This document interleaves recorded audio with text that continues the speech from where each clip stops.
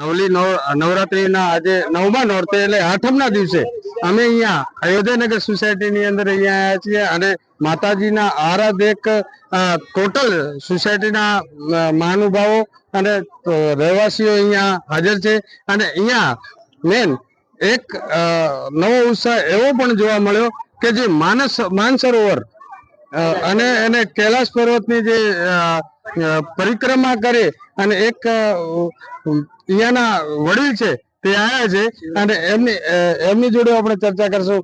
કેવો તમારો સફર રહ્યો અને આ વખતે તમે શું કહેશો? કૈલાસ માનસરોવરની યાત્રા પરમ કૃપાળુ પરમાત્મા અને મારા માતા પિતાના આશીર્વાદથી એમ કેમ પૂર્ણ થઈ. મારા જીવનમાં મેં ખૂબ જ યાત્રાઓ કરેલી છે. ચારધામ યાત્રા, હિમાલયની ચારધામ યાત્રા, અમરનાથ યાત્રા અને આ છેલ્લે એક કૈલાસ માનસરોવરની યાત્રાની ઈચ્છા હતી. નર્મદા પરિક્રમા પણ મેં કરેલી છે. આ યાત્રાઓ કરવી એ એક ઉત્સાહ હોવો જોઈએ મનમાં અને આપણા વડવાઓનું પુણ્ય હોય તો જ આપણે કરી શકીએ છીએ અને પરમ કૃપાળુ પરમાત્માનો કૃપા હોય તો જ આપણે કરી શકીએ છીએ. આ યાત્રા બહુ કઠિનમાં કઠિન છે. ચીનમાં આવેલો છે કૈલાસ પર્વત. એની પરિક્રમા કરવાની હોય છે. 50 થી 60 કિલોમીટરની પેદલ પરિક્રમા કરવાની હોય છે.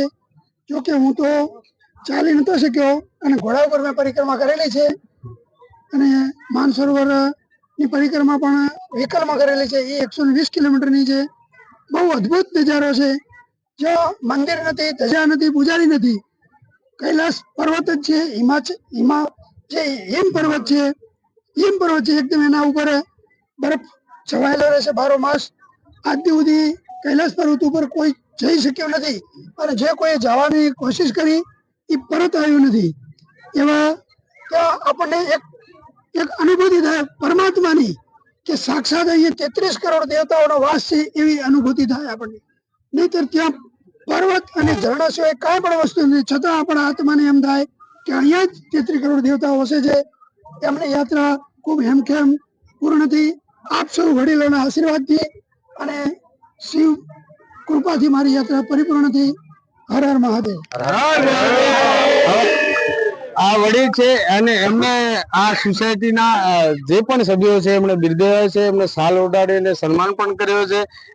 હિમાલયની જે એમણે યાત્રા કરી છે અને એક મોટો લાવો અને એમના ચરણો જે જગ્યાએ ફર્યા છે એના આશીર્વાદ લઈને આવ્યા છે અને અયોધ્યાનગરના આ નવલી નવરાત્રી 9મા દિવસે માતાજીના પાવન પર્વમાં પૂર્ણ આ જે મહાનુભાવો છે એમને શાલ ઓઢાડીને સન્માન કર્યો છે અને માતાજી એમને અને એમના પરિવારોને સુખ શાંતિ અને સમૃદ્ધિ આપે એવી અમે પણ પ્રાર્થના કરીએ છીએ. જય માતાજી. જનવિજ્ઞાન ન્યૂઝ ચેનલ સાથે સતીશભાઈ ચૌહાણ.